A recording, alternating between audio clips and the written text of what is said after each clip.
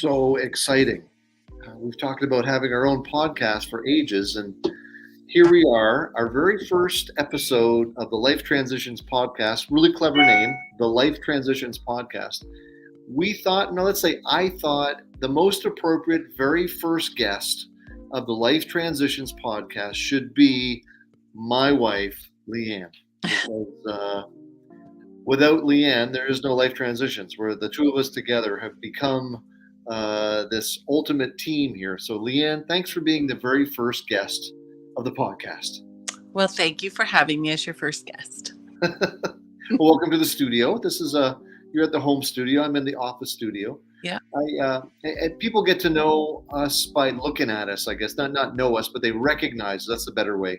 Recognize us. You've mentioned a few times that you've been out for groceries or somewhere, and someone's kind of like, "Oh, hi." They sort of say hi like they know you. You've never seen them before, but our guess is they've seen you on social media.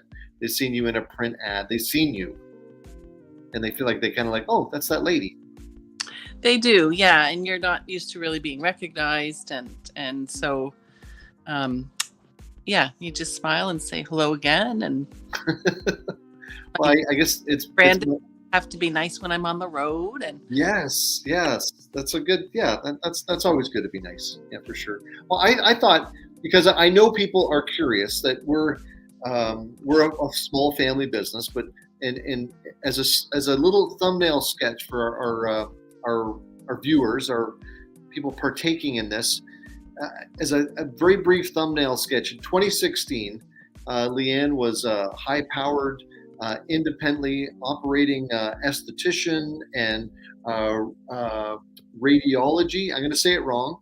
Laser therapist. See, I said it wrong. It was too complicated for me. And I was just a lonely undertaker at Bowman Funeral Home. We moved here to Chatham about 18 years ago. At that point, I'd been at Bowman's about 13 years. And suddenly we learned that Bowman's was being sold.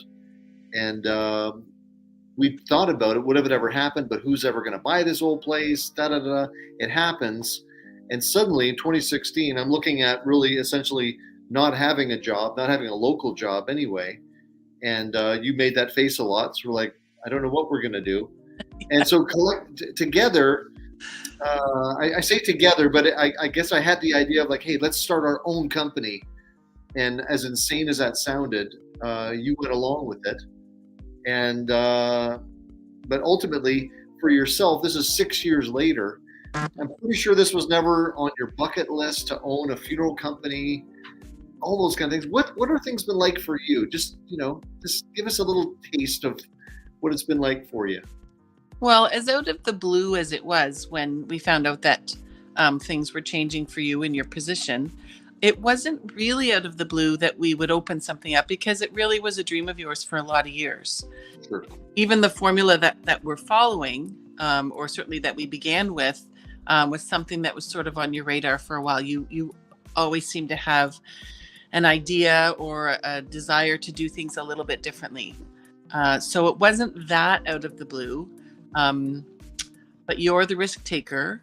I am not. I automatically thought, well, you'll just stay with the current company and maybe be somewhere else. Sure. But it was very clear very quickly that you had a dream and you really wanted to go for it. So we did. We took the big leap of faith and jumped out and started this. And I'm not only not a risk taker, but I don't tend to like change. But looking back, my life has very much had a lot of change. Sure. If I were to list all the jobs that I've had a lot of different jobs. Yeah.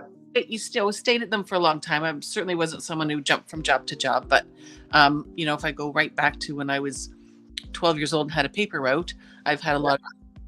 So owning a company was something I hadn't done, you hadn't done. Right. But sort of managing operations of a situation I had done before on different levels. So it wasn't a huge leap, but it seemed to give me a sort of a sense of satisfaction that I hadn't had. Yeah. And I certainly didn't ever expect to find it in owning a funeral home or owning a company of any kind, actually. Right. Well, it's funny how, remember in the beginning, the two of us, we had a hard time calling ourselves a funeral home. Yeah. Because we're a different model, we're a different version. We said funeral company, funeral alternative, and we've come to accept that, yeah, we're a funeral home. We're just a different type of funeral home. Of course, my phone is ringing, of course. Right. That happens. Yeah, that's right. Yeah. Well, that's right on a thing here. Wow. Do you want me to talk while you? Yeah, that'd be perfect. That'd be perfect. So this is sort of what happens often. Being someone who doesn't like changes and a risk taker, we've also, as a family, had to really learn to become very flexible. People sometimes get sad when I say I never plan anything that I can't do myself, but it's not a sad thing. It's just a fact of life, and our kids have grown to know that we sometimes have dad with us and we sometimes can't have dad with us, and that's okay. We've learned to be flexible. We've learned to, at the drop of a hat, the whole plan changes, or at the drop of the hat, suddenly we're back into the plan. So, the phone rings at home and everyone knows to be quiet until James is off the phone, and he's off the phone. So, oh wow, yeah. Well, we're both good at filling space with good content. Yeah, not just filling space. Yeah, that's something that you've always sort of been accustomed to me being on call somewhat, but now in a way you're on call too, because phone rings and you're up too. But yeah. All right. In the beginning we weren't sure what we are. We've been kind of figuring out who we are as a company from the beginning, and we're both firstborns. We're both leaders.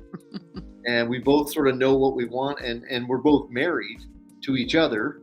And so I would think other married couples that don't work together every day might wonder, like, how does that go? And for the most part, we'd say it's really good. We have our moments though, right? Yeah, sure. And I don't know that our moments are any different than any other married couple's moments. Sure, right. Maybe they happen more frequently because we are literally with each other 24/7. Yeah. Or maybe they don't. Maybe we've learned to work with each other on a different level, and that maybe has spilled over into our marriage. And we teamwork, we tag team very well together, I think, sometimes. Right. Well, raising kids too. Our kids have grown along with our company too, from the early days of 6 years ago, when we had a bunch of recycled pens and we'd have the kids put little stickers on the pens of our company. And my goodness, it's almost embarrassing now, but I think because we wanted to do things sensibly and not take out $1 million loans, we did everything on a shoestring initially.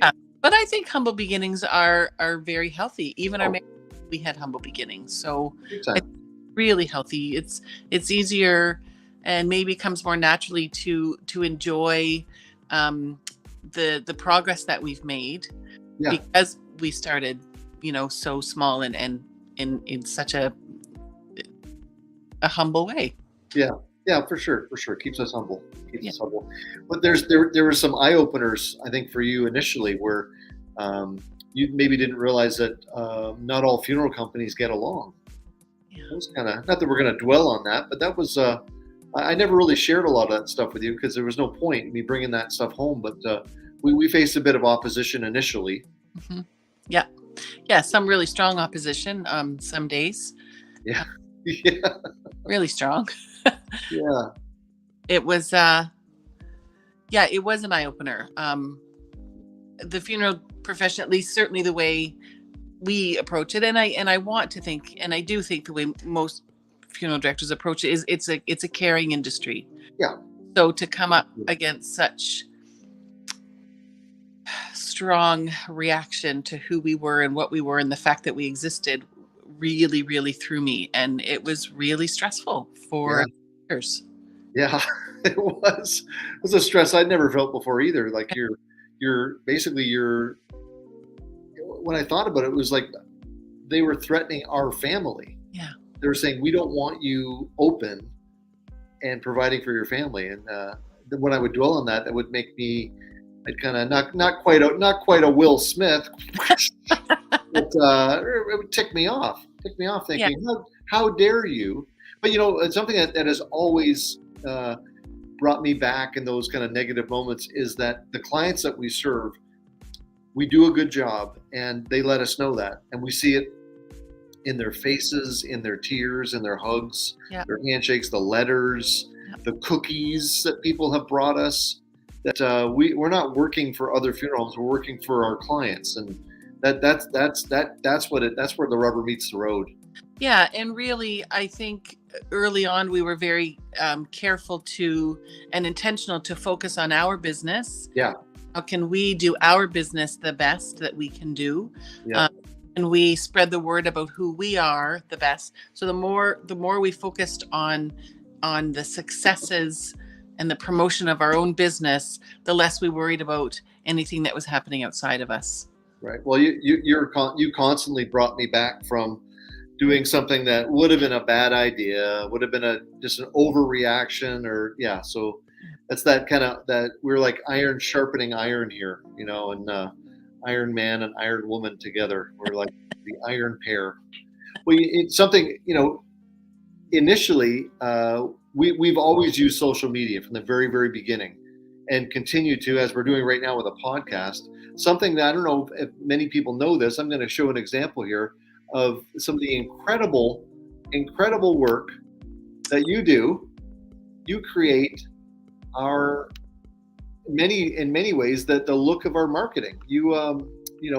I love this picture here. This tells a story of you. I am in the background in many ways, and you're in the foreground because you have bring such a quiet leadership to how we do things, where I can be running ahead and you're very loving and caring and say, James, that's not going to work. And not always that gentle, but yeah. The way that our office looks, the way our marketing feels, and it's so many things. Your skill with language and your education that you bring to all of our communications. You're such a vital thing. I guess a vital aspect to everything that happens with our company. So I just want to make sure that you know that. Oh, thanks, honey. Okay. But you're and on the flip side of that, you're the face of the company. You're the person who's talking to our families. You're the person who's out on social media. You're the person who is really the face and the energy behind what we all do too. So we really are a team. It's not one person doing more than the other. We are absolutely a team. Right. Well, and I guess that's the tension that we live in, because we are a team, but we both are leaders. And some of our staff have not witnessed any knockdown dragouts, but sort of like, okay, they're having a conversation now, and we both believe in our ideas too. It's funny when you get two people that really firmly believe in an idea, but we're also in love with each other and committed to each other, and we don't always have to get our way. Yep. Right? Is that true? Yeah, that's true. Yep. And we both. I think it's fair to say we both have a way to get our own way too. Right. Well, sometimes I just do this. I just kiss you and try to make it all better and all that kind of stuff. So playing with the technology we have here, the podcast technology. Well, I know you weren't excited about this, not so much having the company, but doing the podcast. But I think you're kind of setting a pace here, that we're going to be people talking with other people, explaining, talking about life, living life, and you and I living our lives as a family in providing a unique service and a unique way to the community. It's changing you and I too, I think. Yeah, I am surprisingly comfortable behind the scenes, and that's brand new for me. Most of my life, I've very much been an extrovert, very much been out in the front. From it being involved in theater to, all kinds of things that I've been involved with through my life. Being behind the scenes and being comfortable there is really, really different for me. Sure. Well, and it works. We all shine at our different moments, I guess. But yeah, it's that this been able to find our way along the way and continue to do. Like, we're barely 6 years old, Yeah. and we're constantly learning things and about each other, about ourselves, Yeah. and the way we integrate our faith into how we run our business too is also attention. We're a for-profit business, but we also want to go above and beyond to help people. And sometimes going above and beyond to help people doesn't make you any more money, but it certainly has kind of, I think, spiritual dividends that we're being who we feel like we're called to be. And but yet we're a business that has to pay for these lights and this internet bill that we're going to have and all that stuff. So there's a tension there. Yeah, for sure. Yeah, for sure. Well, listen, I know the first time out you said this is not going to be a long time, is it?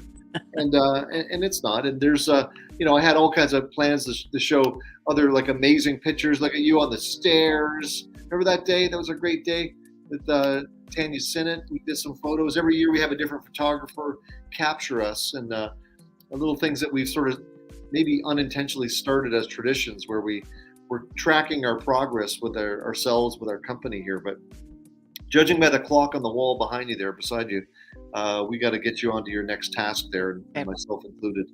But Leanne, thank you for being our very first guest on the very first episode of the Life Transitions podcast. And Honey. So I know our viewers will be curious to see if we can pull this off time and time again with interesting guests. Hard to say. Maybe will there ever be anyone more interesting than you? I don't know. Oh, yeah. We'll try. There will be many. Yeah. So any just to put you on the spot, any parting words to our incredible fan base here? Really, just a huge thank you. Thank you to all of our families who have trusted us with such an incredible task. Yeah. And thank you to, people who support us on social media, our friends and family who support, people who are our sounding boards and give us advice and prayers. And real thank you. I really didn't, not that I didn't think we could do it, but I just couldn't envision what 6 years would look like. And it's incredible.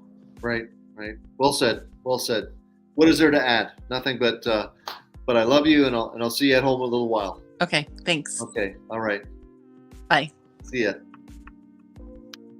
Okay, guys. Well, thanks so much for watching the very first episode here. We're like everything, we're kind of learning as we're going here. We're so glad that you would take a few moments to watch, to be here. But we'll keep you fine-tuned or up to speed on our next episode. So this is James saying, take care, guys. All the best.